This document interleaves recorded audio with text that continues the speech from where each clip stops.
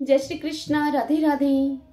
इस मास में भगवान शिव और भगवान विष्णु दोनों की ही पूजा आराधना की जाती है। शिव जी और विष्णु जी दोनों की एक साथ पूजा करने से जीवन में व्यक्ति को हर एक क्षेत्र में सफलताएं मिलती हैं और उनके जीवन में सुख समृद्धि आती है।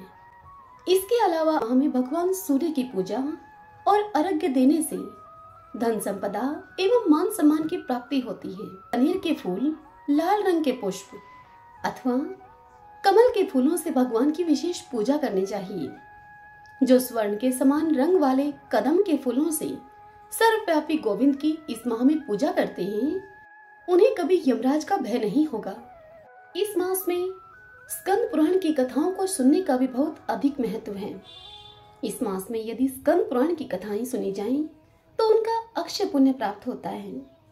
तो आइए आज से हम भी श्री स्कंद महापुराण की कथाओं का श्रवण प्रारंभ करते हैं।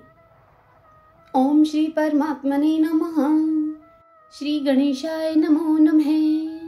श्री उमा महेश्वराभ्याम नमो नमः।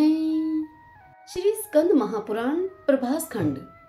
नारायणं नमस्कृत्यं नरं च एव नरोत्तमं देवीं सरस्वतीं व्यासं ततो जयमुदीरयेत्। अर्थात भगवान नारायण नर श्रेष्ठ नर, सरस्वती देवी तथा व्यास जी को नमस्कार करके इतिहास पुराण का पाठ प्रारंभ करें।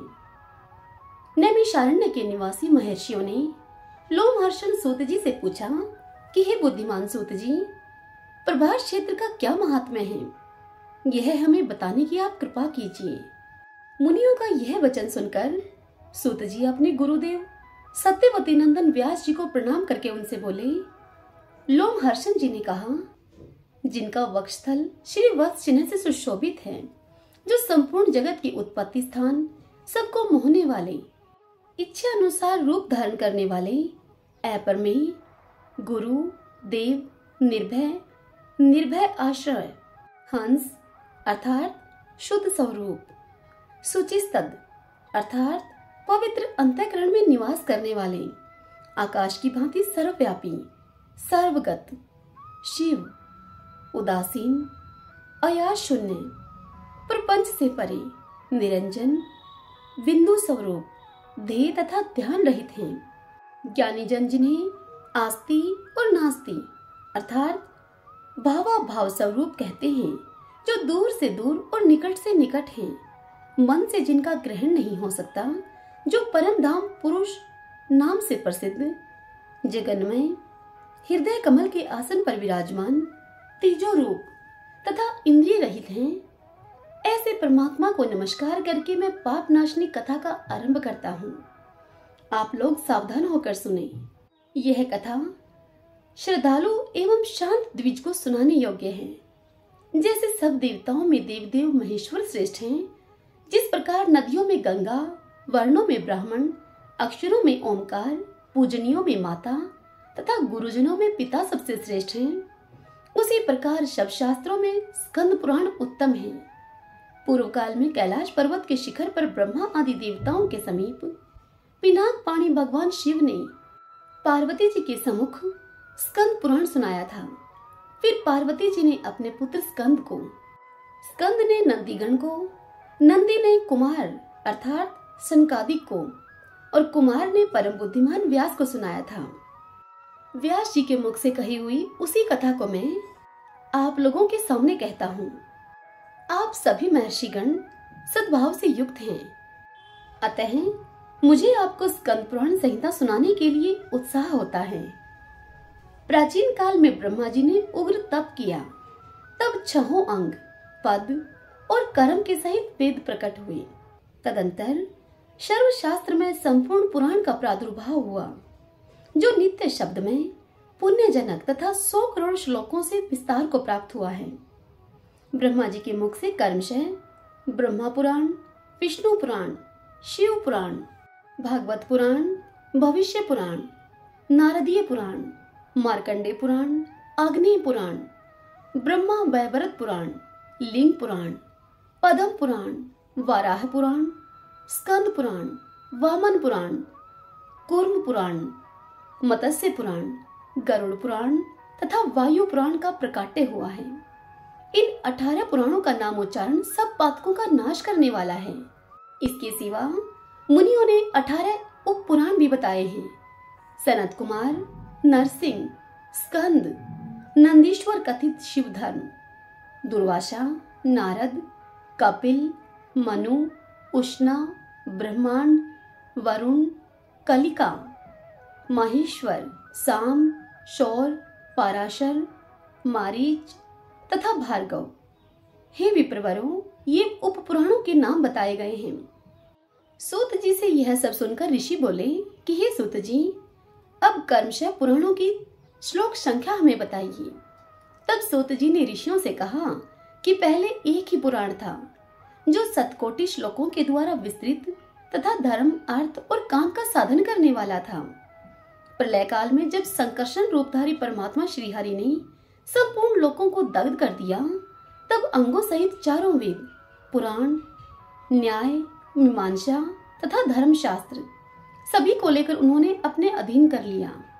तत्पश्चात दूसरे कल्प के प्रारंभ में इकार्णव के जल में मत्स्य रूप से विचरने वाले भगवान ने दिव्य दृष्टि संपन्न ब्रह्मा जी को समस्त वेदादि शास्त्रों का उपदेश किया। फिर ब्रह्मा जी ने त्रिकालदर्शी मुनियों को उपदेश दिया। इस प्रकार शब्द शास्त्रों और पुराणों की प्रवृत्ति हुई। तदंतर काल कर्म से व्यास रूपधारी श्रीहरि प्रत्येक द्वापर युग में 18 पुराणों को संक्षिप्त करते हैं। 100 कोटि श्लोकों को संक्षिप्त करके 4 लाख श्लोकों के रूप में स्थापित करते हैं। इन्हीं 4 लाख श्लोकों को 18 भागों में विभक्त करके इस भूलोक में 18 पुराणों का उपदेश करते हैं। अब भी देवलोक में 100 कोटि श्लोकों के विस्तार से युक्त पुराण का संस्करण विद्यमान है। उसी का सारभूत अर्थ यहाँ 4 लाख श्लोकों में नियोजित हुआ है। इस श्लोक में 18 पुराण हैं। अब उन पुराणों के नामों उल्लेख पूर्वक उनकी श्लोक संख्या बतलाता हूँ आपसे। सुनिए। ब्रह्मा जी ने मरीचि से जितने श्लोकों का उपदेश किया है उसका नाम ब्रह्मा पुराण है। उस ब्रह्मा पुराण के श्लोकों की संख्या 10,000 है।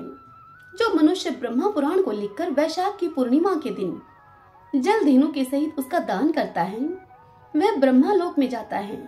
जिस समय स्वर्ण में ब्रह्मांड भगवान की नाभि से कमल रूप से प्रकट हुआ था, उस कथा का आश्रय लेकर जो पुराण प्रकाश में आया है उसे विद्वानों ने पद्म पुराण का नाम दिया है।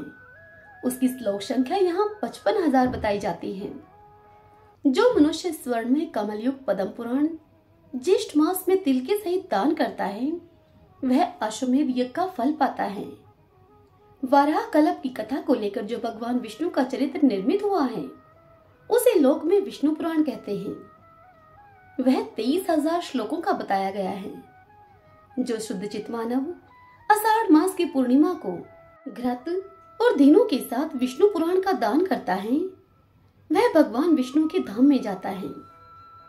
श्वेत कल्प के प्रसंग को लेकर जिसमें वायुदेव ने धर्म का उपदेश किया है, वह वायु पुराण कहलाता है। उसमें भगवान शिव की महिमा का भी वर्णन है। वायु पुराण 24,000 श्लोकों का बताया जाता है।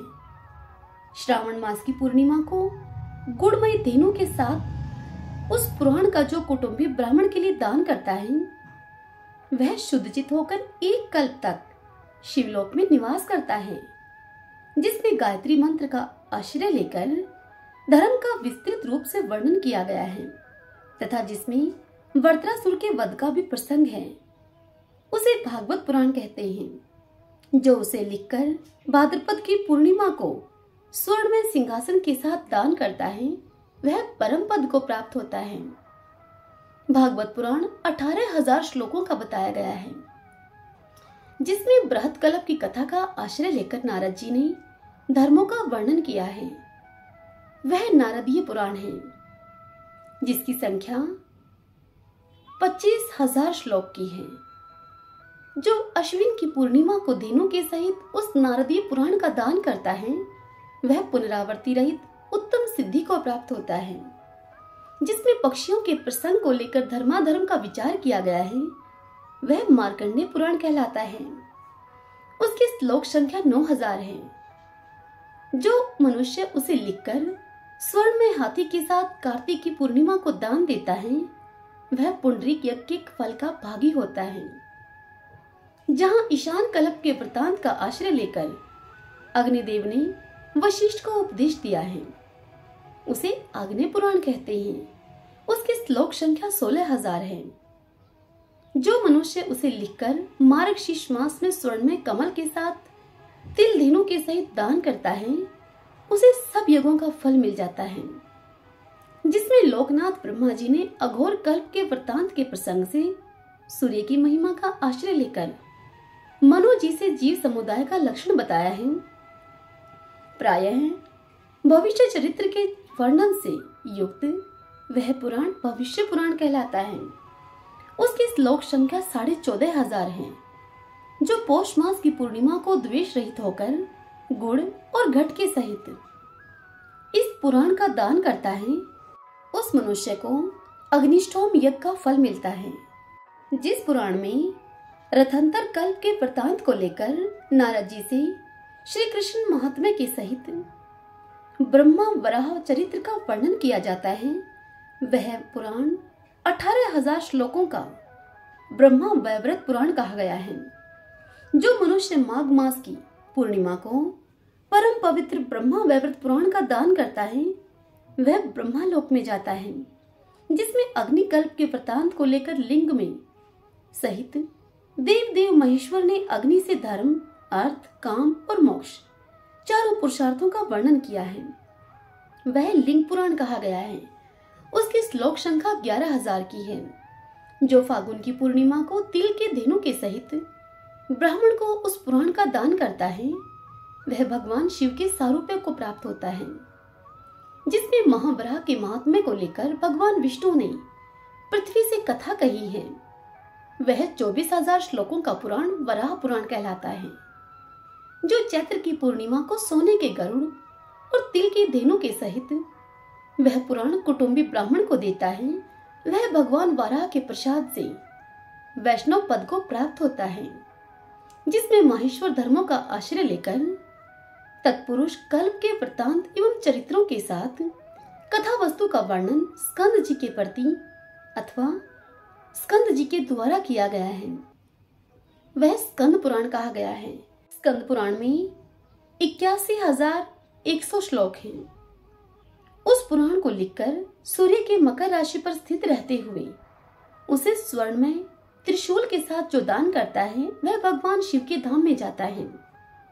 जिसमें ब्रह्मा जी ने त्रिविक्रम की महिमा को लेकर धर्म अर्थ और काम का वर्णन किया है वह वामन पुराण कहा गया है। उस वामन पुराण की श्लोक संख्या 10,000 है। उस पुराण में कूर्म कल्प की कथा है। जो शरतकालीन विषुव योग में धेनु स्वर्ण तथा रेशमी वस्त्रों के सहित उस पुराण का दान करता है वह विष्णु धाम को प्राप्त होता है। जिसमें कच्छप रूपधारी श्रीहरि ने रसातल में ऋषियों तथा इंद्र के समीप इंद्रदुमन के प्रसंग में धर्म अर्थ काम और मोक्ष का महात्म्य कहा है। वह लक्ष्मी कल्प के वृतांत से युक्त 17,000 श्लोकों का पुराण कूर्म पुराण कहलाता है।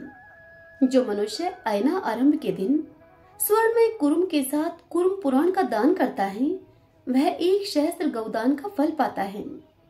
जहाँ कल्प के आदि में श्रुतियों की प्रवृत्ति के लिए मत्स्य रूपधारी भगवान ने मनु से नरसिंह कल्प से लेकर 7 कल्प तक की सब बातों का वर्णन किया है उसे 14,000 श्लोकों का मत्स्य पुराण कहा जाता है। जो विषुव योग में स्वर्ण में मत्स्य धेनु तथा 2 रेशमी वस्त्रों से युक्त मत्स्य पुराण को दान करता है उसके द्वारा मानो संपूर्ण पृथ्वी का दान कर दिया गया है। जब गरुड़ कल्प बीत रहा था उस समय की ब्रह्मांड की उत्पत्ति की कथा का आश्रय लेकर भगवान विष्णु ने गरुड़ से जो कुछ कहा है वह सब गरुड़ पुराण कहलाता है। उसकी श्लोक संख्या भी 18,000 है। जो उत्तरायण में स्वर्ण में हंस के सहित गरुड़ पुराण का दान करता है वह मुख्य सिद्धि तथा शिवलोक में निवास पाता है। ब्रह्मांड की महिमा को लेकर ब्रह्मा जी ने जिस पुराण का वर्णन किया है जिसमें भविष्य कल्पों का भी विस्तृत वर्णन सुना जाता है, वह ब्रह्मांड पुराण है। उस पुराण की श्लोक संख्या 12,200 है। जो मानव व्यतिपात योग में उस पुराण का दान करता है, वह शस्त्र राष्ट्रीय यज्ञों का फल पाता है। हे ब्राह्मणों, अद्भुत कर्म करने वाले व्यास जी ने इहलोक में सबका हित करने के लिए द्वापर में बृहद पुराण का संक्षेप करके 4 लाख श्लोकों का पुराण प्रकट किया है। पद्म पुराण में जो भगवान नरसिंह के अवतार का वर्णन हुआ है, उसी प्रसंग को लेकर जो उपपुराण कहा गया है, उसे नरसिंह पुराण कहते हैं। हे मुनीश्वरों, जहाँ कार्तिकेय जी नंदी के महात्म्य का वर्णन करते हैं, वह उपपुराण लोक में नंदी पुराण के नाम से विख्यात है, जिसमें सांब के चरित्र को प्रधानता देकर कथा कही गई है। वह लोक में सांब पुराण कहलाता है। वही आदित्य पुराण भी कहा गया है। 18 पुराणों से पृथक जो पुराण देखा जाता है, वह उन महापुराणों से ही निकला है। मुनीश्वरों ने पुराणों के 5 अंग बताए हैं: सर्ग, प्रतिसर्ग, वंश, मनवंतर और वंशानुचरित। जहाँ ब्रह्मा, विष्णु, सूर्य तथा रुद्र का महात्म्य और समस्त विश्व के सृष्टि संहार का वर्णन देखा जाता है, वह इन 5 लक्षणों से युक्त पुराण है। अर्थ, धर्म, काम और मोक्ष का भी वर्णन पुराणों में किया गया है। पुराणों के 3 भाग हैं: सात्विक, राजस और तामस। सात्विक पुराणों में श्रीहरि के ही महात्म्य और उनकी आराधना के फल का अधिक वर्णन है। राजस पुराणों में ब्रह्मा का ही अधिक महात्म्य है। इसी प्रकार तामस पुराणों में अग्निदेव और रुद्रदेव का विशेष महात्म्य कहा गया है। जो सात्विक, राजस और तामस सभी भावों से संकीर्ण है, अर्थात व्याप्त है। उन पुराणों में सरस्वती देवी एवं पितरों की महिमा का वर्णन है। पुराणों में से 4 के द्वारा भगवान विष्णु का, 2 के द्वारा ब्रह्मा और सूर्य देव का तथा शेष सभी पुराणों के द्वारा विशेषतः भगवान शिव का महात्म्य कहा गया है। पुराणों में सब वेद प्रतिष्ठित हैं, इसमें संदेह नहीं है। जो अंग और उपनिषदों के सहित 4 वेदों को तो जानता है, किंतु पुराण को नहीं जानता, वह विशिष्ट विद्वान नहीं है। सत्यवती नंदन व्यास ने द्वापर के अंत में 18 पुराणों का निर्माण करके वेदार्थों से परिपूर्ण महाभारत उपाख्यान की रचना की है। उसकी श्लोक संख्या 1 लाख है। वाल्मीकि ने जो परम उत्तम श्री रामो उपाख्यान का वर्णन किया है, वह भी बहुत उत्तम है।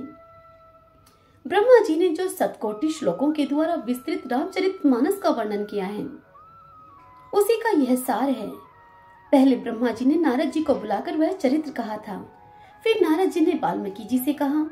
इस प्रकार 4 लाख पुराण के, 1 लाख महाभारत के और 24,000 वाल्मीकि रामायण के, ये 5.25 लाख श्लोक अतिशय पुण्यजनक कहे गए हैं।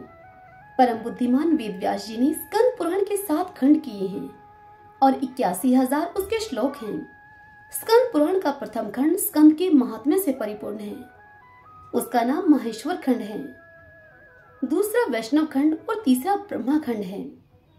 यह ब्रह्मा जी के द्वारा कहा गया है और सृष्टि कथा को संक्षेप से सूचित करने वाला है। चौथे खंड का नाम काशी खंड है। 5वां खंड अवंती महात्म्य सहित रेवा खंड है। 6ठा खंड नागर खंड है, जो तीर्थों की महिमा को सूचित करने वाला है। 7वां खंड यही है जो प्रभाषिक खंड माना गया है। स्कंद पुराण के सभी खंड किंचित न्यूना अधिकता के साथ 12-12 हजार है। यह सब सुनकर ऋषि बोले कि हे सूत जी, अब हम तीर्थों का विस्तृत वर्णन सुनना चाहते हैं। तब श्री सूत जी ने कहा कि हे विप्रवरों, प्राचीन काल में पर्वत श्रेष्ठ कैलाश पर देवी पार्वती ने भी यही बात पूछी थी। वह प्रसंग मैं तुमसे सुनाता हूँ। एक समय की बात है, गिरिराज कुमारी उमा ने अत्यंत विस्मित होकर महादेव जी के मुख की ओर देखते हुए हाथ जोड़कर मधुर वाणी में उनसे कहा कि हे जगन्नाथ, हे महेश्वर, मैंने आपको प्रसन्न करने की इच्छा से अनेक जन्मों तक आपके स्वरूप का अनुसंधान किया है, परंतु आपका कहीं अंत नहीं मिला। हे देवदेव, आपका रूप अनंत है, आपको नमस्कार है। आप वेदों के रहस्य तथा वेदवाणी के द्वारा प्रशंसित हैं। आपको नमस्कार है। आप सदा शमशान भूमि में रमते रहते हैं तथा आकाश में ही विचरण करते हैं। आपको नमस्कार है। यह सुनकर भगवान शिव देवी पार्वती से बोले कि हे देवेश्वरी, मैं तुम्हारा सृष्टा हूँ और तुम संपूर्ण जगत की सृष्टि करती हो। तुम्हारे तथा मेरे द्वारा यह संपूर्ण जगत ओतप्रोत है।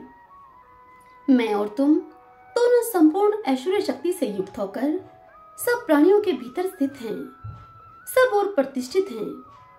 मैं तुम्हारे साथ खेल करता हूँ। तुम ही धरती और धारण शक्ति हो, तुम ही प्रकृति हो, सदा मेरे अंगों में निवास करने वाली हो। अधिक तुमसे क्या कहूँ, तुम मुझे प्राणों से भी बढ़कर प्रिय हो। तुम्हारे मन में जो भी इच्छा हो उसके अनुसार तुम वर मांगो। यह सुनकर देवी पार्वती बोली, हे जगन्नाथ, मैं धन्य हूँ, पुण्य आत्मा हूँ और मैंने उत्तम तप का अनुष्ठान किया है, जिससे कि आपने मेरी और हर्ष भरी दृष्टि से देखा है। हे देव, इस समय मुझसे सब तीर्थों का विस्तार पूर्वक आप वर्णन कीजिए। यह सुनकर भगवान शंकर ने देवी पार्वती से कहा कि हे देवेश्वरी, तीर्थों का दर्शन और उनमें स्नान परम कल्याणकारी है। श्रेष्ठ मुनिगण तीर्थों के स्वर्ण की भी प्रशंसा करते हैं। पृथ्वी पर नैमिष और आकाश में पुष्कर तीर्थ, यह दो प्रसिद्ध हैं। इनके सिवा केदार, प्रयाग, विपाशा अर्थात व्यास, उर्मिला, कृष्णा, वेणा, महादेवी, चंद्रभागा, सरस्वती, गंगा सागर संगम, शुभदायिनी काशीपुरी, महाभागा शतभद्रा, महानदी सिंधु, गोदावरी, कपिला, महानद शोण, पयोधी, कौशिकी, देवखात, गया, द्वारावती तथा महातीर्थ प्रभास, ये सब पातकों का नाश करने वाले हैं। ये सब तीर्थ जो इस पृथ्वी पर मौजूद हैं, उनका दर्शन करके मनुष्य का फिर इस संसार में जन्म नहीं होता। वायुदेव ने कहा है कि पृथ्वी पर 3.5 करोड़ तीर्थ हैं। वे सभी महापापों का नाश करने वाले और परम पवित्र हैं। हे महादेवी, स्वधर्म की वृद्धि के लिए इन सभी तीर्थों की यात्रा करनी चाहिए। जहाँ शरीर से जाना संभव न हो, वहाँ मन से ही चले जाना चाहिए। यह सुनकर देवी बोली कि भगवान, सभी प्राणी सब प्रकार के उपद्रवों से ग्रस्त हैं। उनकी आयु थोड़ी है। वे सब अनेक प्रकार के व्यामोह से बंधे हुए हैं। त्रेता और द्वापर में भी ऐसी स्थिति रहती है, फिर भयंकर कलिकाल की तो बात ही क्या है। अतः उन सबके हित के लिए आप ऐसे किसी तीर्थ का मुझसे वर्णन कीजिए, जिस तीर्थ के दर्शन से सभी तीर्थों का फल प्राप्त हो। तब भगवान शंकर ने देवी पार्वती से कहा कि हे देवी, तुम मेरे बाहर विचरने वाले प्राण हो, तुम ही संपूर्ण जगत की उत्पत्ति स्थान हो। तुम्हारे प्रश्न के अनुसार मैं सब बातों का यथावत तुमसे वर्णन करूंगा। यह रहस्य का भी रहस्य है, इसको प्रयत्न पूर्वक गुप्त रखना चाहिए। नास्तिकों तथा पापाचारियों को इसका उपदेश नहीं देना चाहिए। जिसके भीतर भक्ति हो, ऐसे उत्तम शिष्य और श्रद्धालु पुत्र को ही इसका रहस्य उपदेश करना चाहिए। हे सुवर्ते, चराचर प्राणियों के सहित संपूर्ण ब्रह्मांड में 3.5 करोड़ तीर्थ हैं। यह बात पहले बताई गई है। उन सब में छिपा हुआ श्रेष्ठ तीर्थ है प्रभास। इसे देखकर कलयुग के पापों से मोहित संस्कार रहित मनुष्य बड़े उद्वेग को प्राप्त होते हैं, जहां तहां कुपित हो उठते हैं। अपने आप में बड़पन का अभिमान रखने वाले एवं मिथ्या ज्ञान से मोहित जो अधम मानव भेद और कपट रखकर तीर्थ यात्रा करते हैं, वे तीर्थ में मृत्यु को प्राप्त होकर भी सिद्धि नहीं पाते हैं। इसलिए मैंने अनेक तीर्थों और शिवलिंगों को गुप्त रखा है। वे कलयुग में पापाचारियों के लिए सिद्धिप्रद नहीं होते। जो क्रोध, लोभ और इंद्रियों को जीत चुके हैं, ऐसे दंभ और मात्सर्य से रहित ब्राह्मण, क्षत्रिय, वैश्य और शूद्र कोई भी क्यों न हो, यदि सद्भाव से भावित हो, उत्तम व्रत का पालन करते हुए तीर्थों का सेवन करें, तो उनके हित के लिए मैं त्रिभुवन विख्यात सर्वोत्तम प्रभास क्षेत्र का ही नाम तुमसे लेता हूँ। जो लोग यम नियम से युक्त और अहंकार से रहित हैं, उनके लिए मैं कहता हूँ, पृथ्वी पर सब तीर्थों में उत्तम एकमात्र प्रभास क्षेत्र मुझे विशेष प्रिय है। हे महादेवी, उस प्रभास तीर्थ में मैं निरंतर स्थित रहता हूँ। वहां मेरा दिव्य लिंग प्रकट हुआ है। जो दिव्य तेज से युक्त और अग्निमंडल से मंडित हैं। संसार की सृष्टि में हेतुभूता जो इच्छा, ज्ञान और क्रिया, ये 3 शक्तियां हैं, वे मेरे इसी दिव्य लिंग से प्रकट हुई हैं। यह चराचर जगत उसी में लीन होता है और उसी से प्रकट होता है। उस उत्तम क्षेत्र को कोई नहीं जानता। हे वरानने, प्रभास क्षेत्र में जो मेरा स्वरूप है, यह क्षेत्रज्ञ कहा गया है। मैं वहां सोमनाथ नाम से प्रसिद्ध हूँ। जो मनुष्य इस क्षेत्र में मेरे अंश से प्रकट हुए हैं, उन्हीं को मेरे उस लिंग के तत्व का ज्ञान है। वह लिंग प्राचीन काल के भैरव कल्प में प्रकट हुआ था। दूसरे लोग देवता ही क्यों न हो, उनके लिए उस लिंग का रहस्य दुर्लभ है। कलयुग में जो मनुष्य केवल तर्क आदि, महापापी और पाखंडी होंगे, वे कहेंगे कि यह सब मिथ्या है, मूर्खों की कल्पना है। कहाँ तीर्थ है, कहाँ प्रभास है और कहाँ देवता रहते हैं, ये सब झूठ है, मूर्खों का मिथ्या प्रलाप है। इस प्रकार से वे नास्तिक, नरकगामी तथा पाप दूषित चित्त वाले मूर्ख मानव इस प्रकार की बातें करेंगे और तीर्थ आदि की हंसी उड़ाएंगे। अतः उन्हें कभी सिद्धि नहीं प्राप्त होगी। जो मनुष्य शिव जी की निंदा में तत्पर रहते हैं, वे तीर्थ में मरे तो भी वे पशु पक्षियों की योनि में ही जन्म लेते हुए देखे जाते हैं। क्षेत्रों को गुप्त रखने का यही कारण है। हे देवेश्वरी, युग युग में जितने तीर्थ कहे गए हैं, उन सब में प्रभास क्षेत्र ही मुझे विशेष प्रिय है। हरिओम तत्सत। भक्तजनों, आज के अध्याय की यह कथा यहीं संपूर्ण हुई। इससे आगे की कथा कल हम अगले अध्याय में सुनेंगे। आज की यह कथा आपको कैसी लगी, कमेंट बॉक्स में कमेंट करके मुझे आप अवश्य बताइए। सभी बोलिए शंकर भगवान की जय। ओम नमो भगवते वासुदेवाय।